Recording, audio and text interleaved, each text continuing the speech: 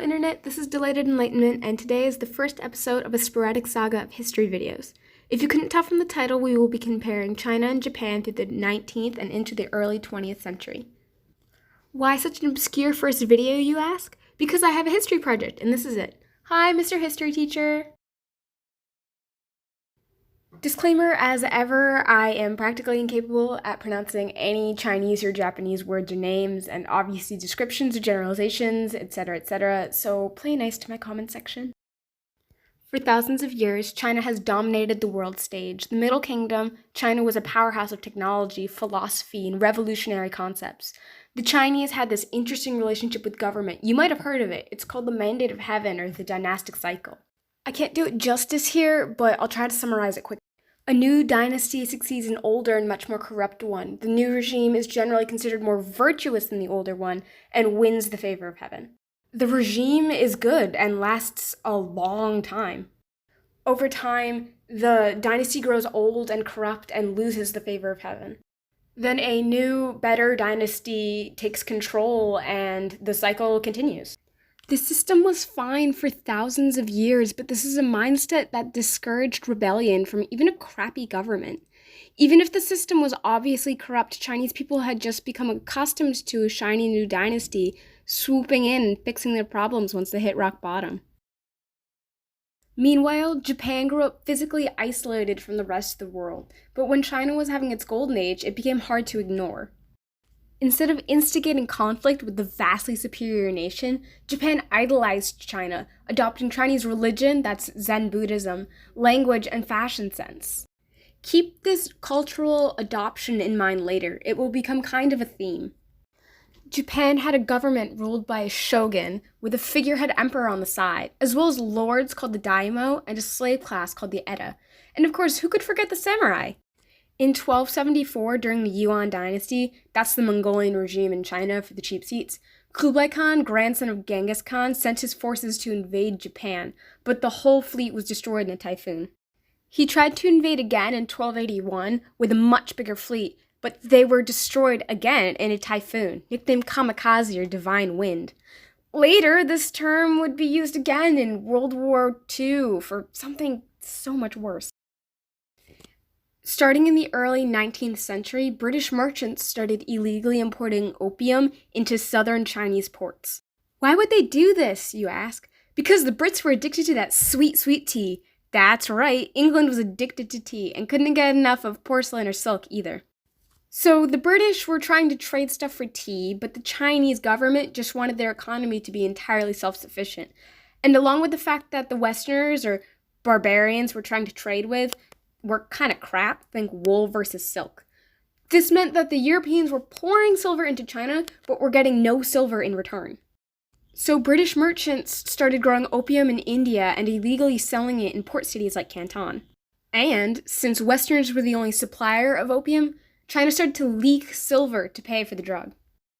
The Chinese government tried to appeal to the British, but the English government was getting rich off of all this lucrative trading with China, so nothing was done about it. This started a little schism in 1839 that you might have heard of. It's called the Opium War. Lasting 3 grueling years, the British triumphed, and China had to sign the Treaty of Nanjing.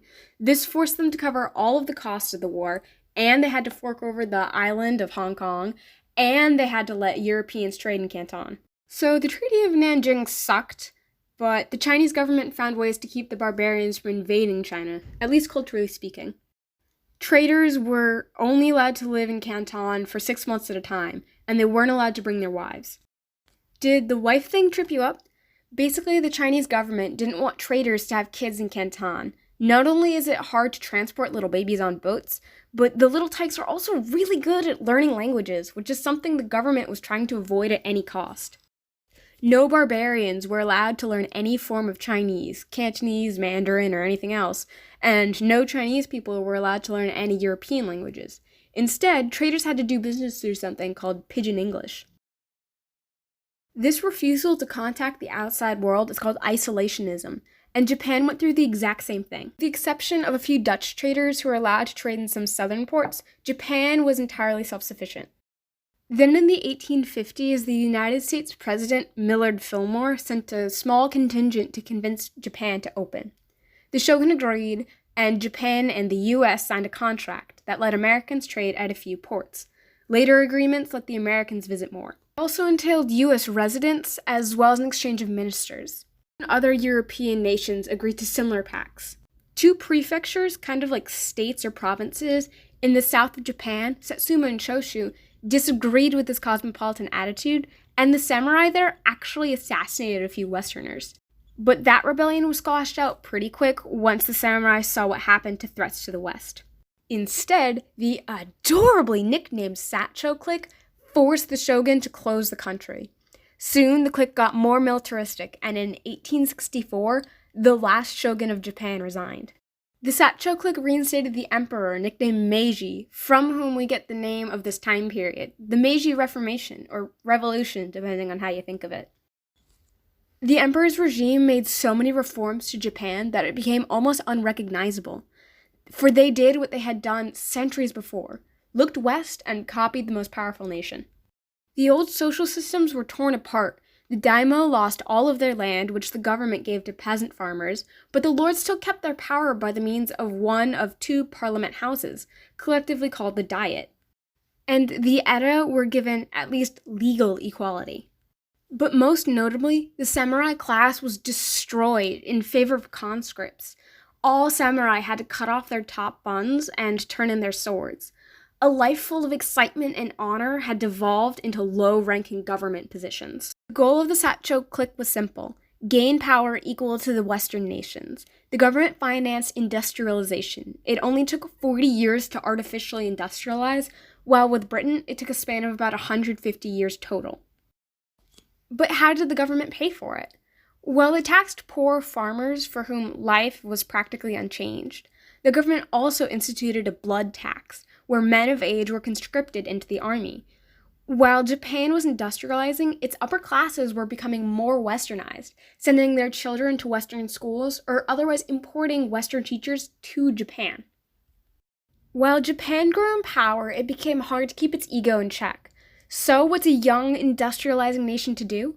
Make colonies, of course. Japan got the Ryukyu Islands south of Japan in 1874 and incited a war with China called the Sino-Japanese War over Korea, which Japan won and got both Korea and the Liaodong Peninsula. This little stretch of land became very important as a footnote in history because Russia desperately wanted the Liaodong Peninsula to use as an access to a warm water port. This skirmish between Russia and Japan evolves into the Russo-Japanese War, which Japan won tremendously. Despite massive casualties, Japan became a symbol to the east of enlightenment and refinery, as well as the sole Eastern military might that could challenge the imperialists. While Japan appeared to be the epitome of Eastern liberalism in the classical sense of the word, behind the scenes, Japan was still controlled by an oligarchy, with Emperor Meiji being more of a puppet than anything else. And the Diet, which was the Japanese parliament, had little power at all. It was all a facade. While Japan was busy modernizing, China was falling apart at the seams. Empress Dowager Cixi was a traditionalist and insanely corrupt. As only a few radicals were calling for reformation since Cixi threw her nephew in jail for the failed 100 Days of Reform, Cixi was surrounded by yes-men and traditionalists. Ever since a relatively large rebellion in the 1890s, known as the Boxers' Rebellion, which the Chinese government needed imperialists to help quell, as it wasn't strong enough on its own to take down the threat, Westerners created something called spheres of influence, so they would trade directly with local warlords without using the government as a middleman. And after the Sino-Japanese War and China lost Korea, Western powers started nibbling away at China's edges.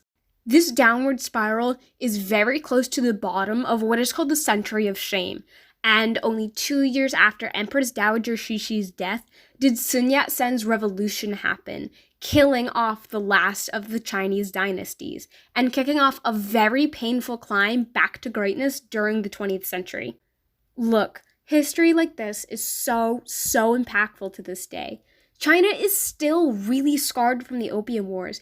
Drug trafficking can be a capital offense.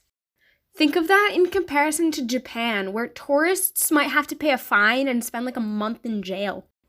Also, China is totally insecure about the Century of Shame and is now trying to call dibs on like 90% of the South China Sea. You know, the one with all the oil and natural gas in it, the really expensive one? Yeah, that one. So if there's anything that I want you to learn from this video, pull a Japan and adapt and modernize and cheat off of the most successful nation in the room. Don't be a China and stick to old ways that don't work.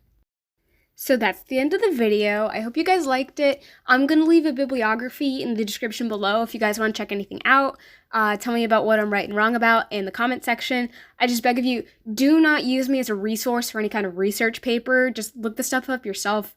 I'm going to do more Latin-y things later on. This was like kind of stressful but weirdly therapeutic. Thank you guys for watching, and bye!